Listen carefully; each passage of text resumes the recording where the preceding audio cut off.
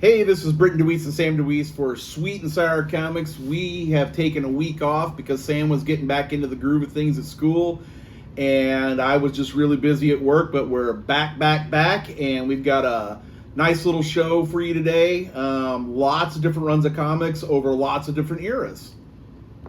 So first book we're going to look at is some Bronze Age goodness, Moon Knight number 8. I picked this up on Friday for Sam.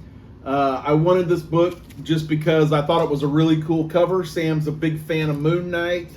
I haven't read the story. Sam might have read the story.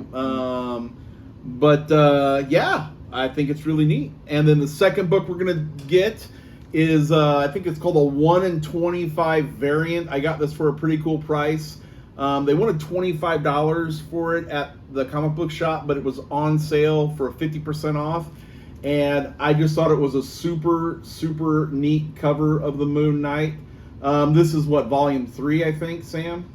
This is volume 9. Volume 9. I'm sorry, I'm not a Moon Knight aficionado. Sam is. But Sam said he's already read the story. This is just a different cover. No big deal. Like I said, I just thought it was a really cool cover. I saw this about, I don't know, 2 or 3 weeks ago and told Sam about it. But I was like, oh, maybe I'll get it, maybe I won't. But when it went on sale, I had to get it for him. All right, so the next one that we got was Daredevil, The Man Without Fear. This is a really cool cover. This was issue 184, and this was towards the end of the Bronze Age, maybe beginning of Copper. Yeah, that's the start of Copper. But we saw this on, I think it was WhatsApp, and got it for a pretty good price. As soon as it came up and nobody was really bidding on it, Sam said, "Man, just get that book, Dad." And I said, I really don't want that book. He goes, "Yeah, but it's at a great price right now." So this might eventually go into our store, the little store we have. But Sam actually liked this cover a lot, so it might go into Sam's personal collection. It doesn't matter to me either way. I think we got it for like, what, $5 or $10 or something like that. It was like, I mean with tax and like shipping 11, and everything. like Yeah. 11 all together. And in the condition it's in, what we were seeing typically it goes for $15 to $20 because it's actually in really, really good shape. And you know what? Personally, I like the cover as well. So then the next issue that I got was the X-Men 109, a 100-page monster. And I said, ooh, I haven't seen a big book like this in a long, long time. And as I'm trying to fill in this series also of the X-Men, I got into it, and there's actually only one new story in the book. So it's basically a regular size book, and then they have reprints of other Christmas stories from the Uncanny X-Men. Still pretty cool, just not quite what I expected. The new story was decent, and I've read all the other stories before. So yeah, neat little book. Kind of liked the cover. On to the next book. So as we all know, Sam is a big Spider-Man guy, and for the last 2 weeks I've been going to Ground Zero since our other shops that we typically go to aren't open right now. And I've been picking up Web of Spider-Man for him to kind of start filling out his collection. I don't know if there's any big keys in here that I got you. One minor key.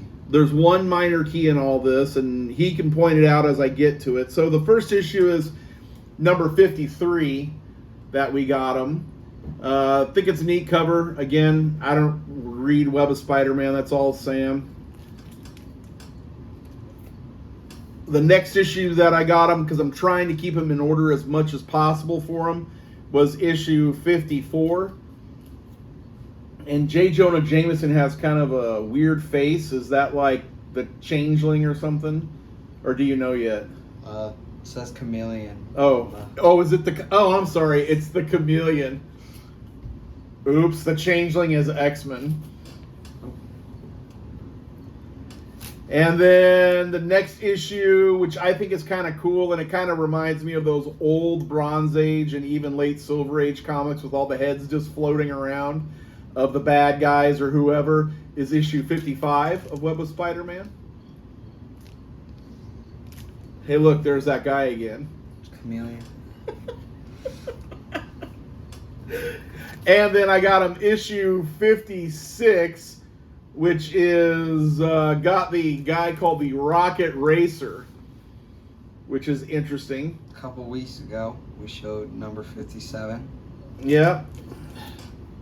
So that's why I got those issues, is because I wanted to bridge that gap for him. And the one coming up is the Key. So this is the Minor Key. It's issue 107. The first Sandstorm. First Sandstorm. And he's on the next cover. Okay. And then I got him issue 108, and there he is. First cover appearance of Sandstorm. I kind of like him. He's kind of a neat, looks like a neat 90s villain. Very typical, lots of belts and pouches and pretty funny stuff there. And then the next issue after that is 109. I like it because it's got the lizard on it.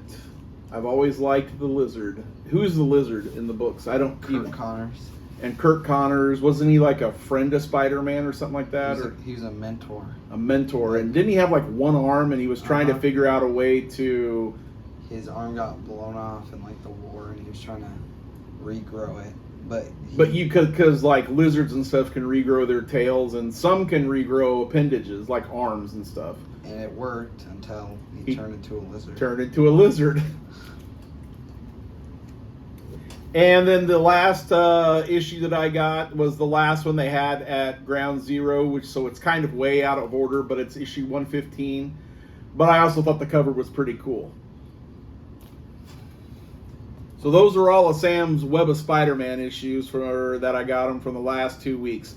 Again, typically he buys his own stuff, but I'm like 5 minutes from Ground Zero, so it's cheap. And it's cheap, and so it tempts me to go. Probably paid like $10 for all those books. Yeah, it was really cheap. So if you see cover price stickers on there, they're half of what that is typically. So something that Sam just said was he couldn't believe that he was going to start collecting, like really collecting Amazing Spider-Man, because there's a lot of issues there. And so again, Dad's going to help him for a while. I bet if I was a betting man though, issues 1 through 10 are probably all going to be on him when he's an adult. Whoa. Might be able to get one if I can find one at a good price, but for some reason, and I don't know why, Amazing Spider-Man is outrageously priced, just in general. And where X-Men, I know they're popular and everything, but I've really gotten some good classing on Amazing Spider-Man where I could pick up X-Men issues all day long for $1, $2, $3. Amazing Spider-Man, they are $3, $4, $5, and then out of nowhere, you get an issue that's like $35, and I go to Sam and I'm like, I don't understand. And he tells me what the significance is of it, and I still don't understand. But that's not for me to understand. Spider-Man is super popular. I'm going to help Sam as much as I can getting these amazing Spider-Man, probably mostly the filler issues. We'll do it together and have a good time doing it, though. And with that, the next issue that we got was issue 167. Good Bronze Age issue. In actually really, really good shape. Just a couple of little ticks. It's a newsstand edition, obviously. That's also the first Will-O-Wisp, I think. And I don't know what Will-O-Wisp is, guys. I'm sorry, but the first Will-O-Wisp. You guys can tell us if we're right or not. Sam's pretty good with this stuff.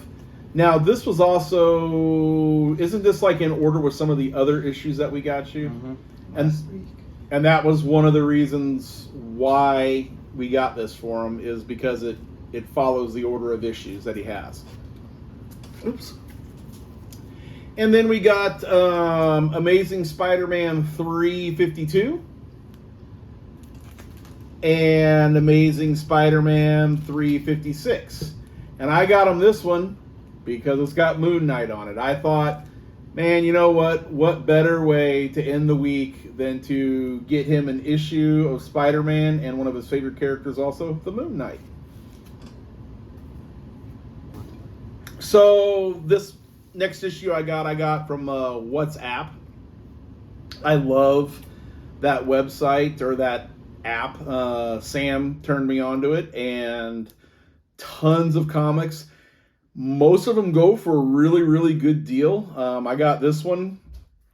It's a good Bronze Age book, Avengers 150.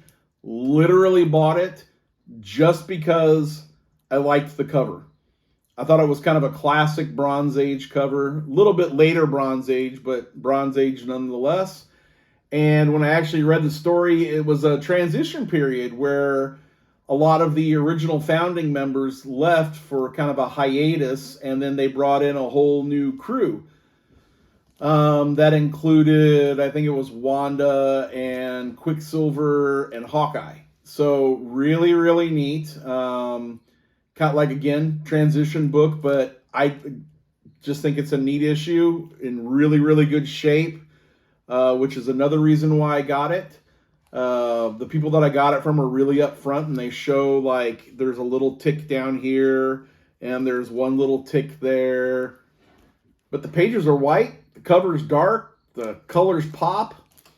I think it's a good issue to have. All right, so the last three books, as I promised a couple of weeks ago, are gigantic keys for the X-Men. So the first book we have is the first appearance of Polaris. The last old X-Men logo is issue 49, and Who Dares Defy the Demi-Men. Now, one of the things that I really love about this book is the artist who does this. It was Steranko, did the cover, and I absolutely love his artwork. He has a real flair for that. I don't even really know how to describe it. It's just, it's not pop art like the pop art that you would get back in the earlier 60s. This is more of that really 1960s flair, for lack of a better term. And I like his work so much that I've actually started bidding on a few other books, as long as they're not too expensive, like the Captain America Steranko's. Definitely looking on those Nick Fury, Agent of S.H.I.E.L.D.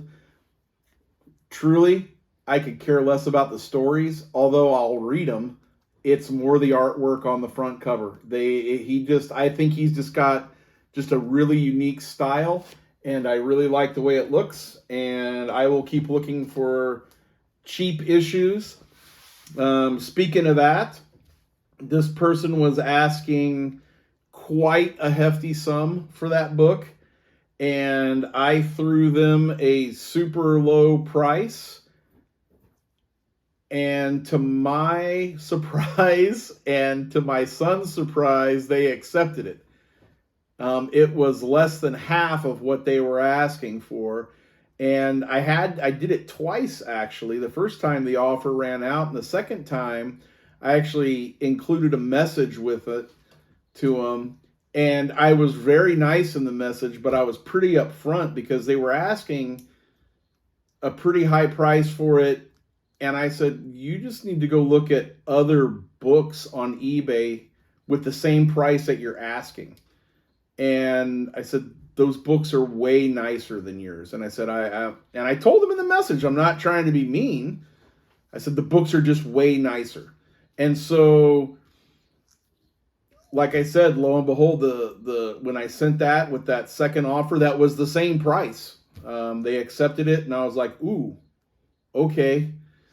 And I said, ooh, okay, because I picked up one of my personal Grail issues the day before, and it's the second appearance of Lorna Dane, but the first appearance of Polaris, and the first appearance of Polaris on the cover of the X-Men, which also features the new logo.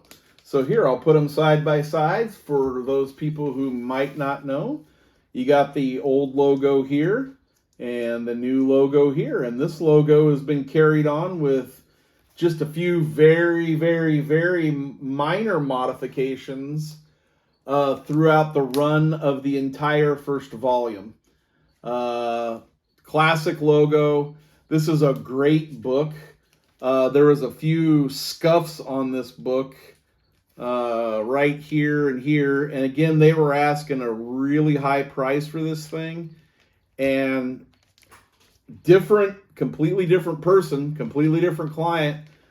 And I shot them a lower price and they accepted it. And I was pretty happy about that because I never thought that, one, I'd get the book for the price I got it for, and two, that it would go as cheap. I mean, it's a decent grade, even with the little marks. It doesn't really detract from the art. Again, it's the Steranko art, and he actually did the work inside the book too, which is just crazy. It is such cool art in there. I would highly recommend, if anybody, even if they find a facsimile of it or an original that's cheap, get it. The prices are only going up on this book. Typically, Sam, what do we see even for this one, which we didn't pay? I mean, I would say $200 to $250. $200 to $250, and we didn't pay anywhere near that. I mean, it was super cheap, and we were both super surprised that we got it for that much. Maybe someday I'll say how much it was, but yeah, it was super, super cheap, and I was pretty excited about it, and it's a personal grail of mine. This is probably my second favorite cover, next to, obviously, the first appearance of Phoenix. In my mind, even the first X-Men book, which I'll have someday. I don't know when that'll be, but I'll have it someday. It's the first book, so yeah, everybody wants to have it, but to me, hands down, 101 and 50 are better covers. I'd say number one comes in a strong third for me. So, and then finally, over these past couple weeks, and I got a steal on this one. Now, I will say there are a few little condition issues, but I got number 60 of the X-Men, which is the first appearance of Sauron. In the buyer, or not the buyer, I'm sorry, the seller was very, very honest about the book. Showed it in the pictures that there were some minor condition issues on the spine. I'm not going to take it out, but along here, from the first staple down, it's split on the spine. If you flip it over, there's a little bit of water damage where that split is at. And if you flip to the front, just right here and here and here, these little marks, there's a little bit of damage right here on the front. But overall, the book's really solid. It presents really, really well. And I got it for well under what this book is typically going for too. And I think it's because of this little issue. I'm not so worried about that though. I mean, this is my personal collection. And it rounds out. I have all of this story arc now. What I think is really funny, and what I've always thought is funny on this book, and I don't know if Sam noticed it. He probably did because he's very observant, but it just makes me laugh, is that Sauron is wearing like little coveralls. He's a pterodactyl monster creature that is transformed, similar but in different ways, but transformed from a man into a reptilian beast, if you will. But yeah, he's he's wearing pants and kind of like a little jumpsuit, little 1960s jumpsuit, which just makes me laugh. And if you read into this book, because I've actually wondered, because again, I try not to read reprints or facsimiles or anything of the original stories. I like to read the original story from the original book. I know that sounds just weird, but that's just the way I am. I always thought it was weird that he had the name Sauron, which is one of the major protagonists in Tolkien's Lord of the Rings. They directly address this in this book, that the creature says, I'm taking the name Sauron from Tolkien's most notorious villain, or whatever he says. And I thought, so that's the way they were able to rip that dude's name off and not get in trouble from the Tolkien estate, and not get in. I don't know if Tolkien was alive when this came out. He might have been. But I just thought, well, now that mystery for me, I'm a 51-year-old dude, and that mystery for me is solved. Because again, I don't read the books unless I own the books. So again, super cool cover. It's just classic 1960s X-Men. Unfortunately, also, it was only 6 issues away from the end of their first run till they took a hiatus and had reprints. But it's a good story arc. So that's all the books from the last 2 weeks. So next week we're going to have this next week coming up a few less, which is fine with me. But we got good prices on these books. Most of them were half price and super cheap from Ground Zero. A couple from WhatsApp. Some from eBay. I'm really hoping that like this next week's video, we'll be able to film the grand reopening of Legend Comics and Coffee in Benson. So they're just about ready and redone with their remodel, and hopefully they'll be open, and we'll be able to take a few pictures of that, and we'll let you see some of these folks that we've worked hard for, and they work hard for us. And not just them, but all comic book people, all those local comic book shop people, they work hard. So don't just go to eBay and WhatsApp and all those other websites. Go to your local shops, because if those places go out of business, it just hurts the whole industry. So remember, if you like this video and subscribe to this video, that would be awesome. Go to us on Instagram. We are slowly building a following. Tell your friends, tell your family to sign up. We are almost to 50 viewers now. 50 subscribers. Now we get more viewers, I'm sorry, but 50 subscribers. I keep saying it, and maybe it'll happen by the end of the year. When we get to 100 subscribers, I will personally go buy a book, and we will raffle it off randomly and send it to the winner. So, and I'll get a good book too. It won't be some trash filler. I'll get you some good Silver Age book or some good Bronze Age book that I would probably want to keep more than give it away. But make it happen for us, guys. We're rooting for you guys to help us. So until next time, this is Britton DeWeese and Sam DeWeese signing off for Sweet and Sour Comics.